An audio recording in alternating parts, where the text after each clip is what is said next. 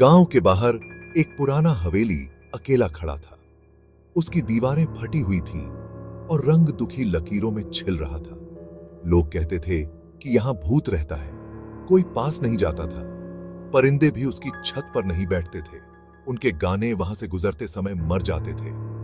केवल हवा ही अंदर जाने की हिम्मत करती थी। यह टूटी खिड़कियों से आती जाती थी।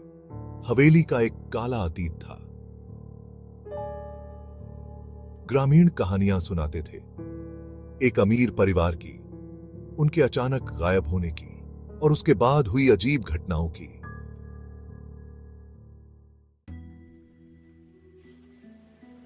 विजय नया मास्टर जी था। वह एक रहस्यमयी व्यक्तित्व था। वह शहर से आया था। गांव के लोग उसे देखकर हैरान थे। उसने गांव में एक कमरा किराए पर लिया। कमरा पुराना और धूल भरा था। गांव वालों ने उसे हवेली के बारे में चेतावनी दी। वे बहुत चिंतित थे। उसके पास मत जाना, उन्होंने कहा, यह शापित है। लेकिन विजय को श्रापों पर विश्वास नहीं था।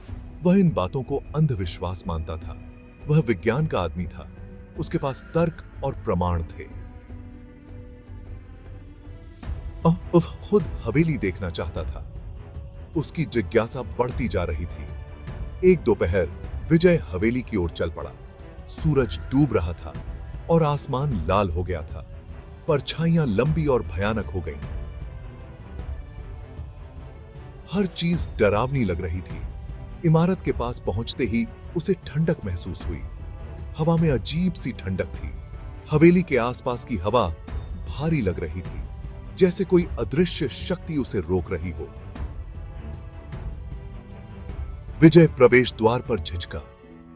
उसके दिल की धड़कन तेज हो गई, लेकिन जिज्ञासा ने उसे अंदर खींच लिया।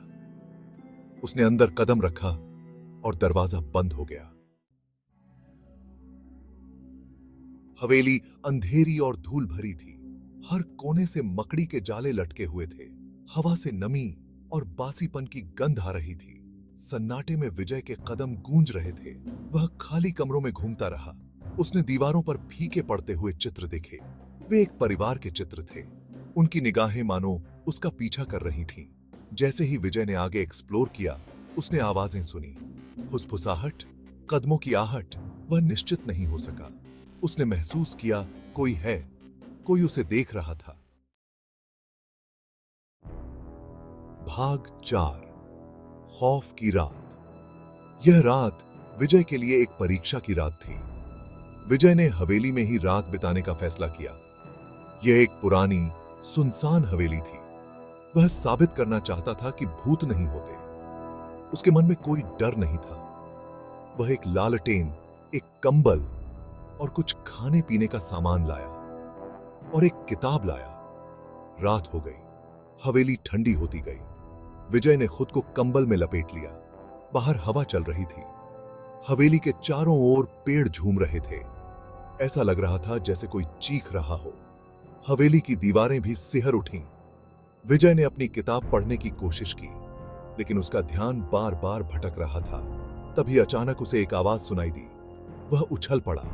उसकी सांसें तेज हो गईं। एक फूलदान शेल्फ से गिर गया था। आवाज गूंज उठी। वह 100 टुकड़ों में बिखर गया था। विजय ने डरते हुए चारों ओर देखा। विजय को ठंड लग गई। उसके हाथ पैर कांपने लगे। फिर से उसने कदमों की आहट सुनी। यह आवाज और भी डरावनी थी। इस बार वे करीब थे। कदमों की आवाज तेज होती जा रही थी। वे उसकी ओर आ रहे थे। विजय का दिल तेजी से धड़कने लगा। विजय का दिल उसकी छाती में जोरों से धड़क रहा था। वह समझ नहीं पा रहा था कि क्या करे। भाग 5, गुप्त कक्ष।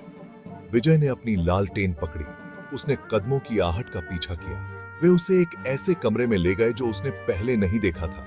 यह एक टेपेस्ट्री के पीछे छिपा हुआ था। कमरा छोटा और धूल भरा था। बीच में एक लकड़ी का संदूक था। विजय धीरे धीरे उसके पास पहुंचा। उसका हाथ कांप रहा था जैसे ही उसने उसे खोला। संदूक के अंदर विजय को एक डायरी मिली। यह पुरानी और चमड़े की जिल्द वाली थी। उसने उसे खोला और पढ़ना शुरू किया। शब्द कांपते हुए हाथ से लिखे गए थे, कांपते हुए हाथ से भी थी।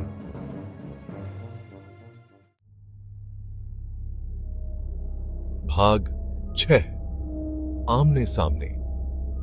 यह कहानी एक रहस्यमयी डायरी से शुरू होती है। डायरी में विश्वासघात की कहानी लिखी थी। हर पन्ने पर दर्द और धोखे की स्याही थी। चित्रों वाले परिवार की हत्या कर दी गई थी। यह एक भयानक दृश्य था। उनके ही एक अपने ने की थी। यह विश्वासघात का सबसे गहरा रूप था। एक ईर्ष्यालु भाई जो लालच से प्रेरित था। विजय पढ़ता रहा। उसकी आंखों में भय और जिज्ञासा थी।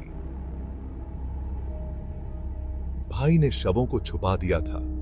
यह एक भयानक रहस्य था। फिर वह गायब हो गया था, जैसे वह कभी था ही नहीं। परिवार की दौलत अपने साथ ले गया। लालच ने उसे अंधा कर दिया था। डायरी अचानक खत्म हो गई, जैसे किसी ने उसे रोक दिया हो। अचानक विजय को अपनी गर्दन पर एक ठंडी सांस महसूस हुई। वह धीरे से मुड़ा। उसका दिल तेजी से धड़क रहा था। उसके पीछे एक व्यक्ति खड़ा था। उसकी परछाई डरावनी थी। यह चित्रों वाला आदमी था। सर, जीवित हो उठा था। उस आदमी की आंखें एक अजीब रोशनी से चमक रही थीं। यह दृश्य बेहद डरावना था। उसने विजय की ओर हाथ बढ़ाया। उसका स्पर्श बर्फीला था, जैसे मौत की ठंडक।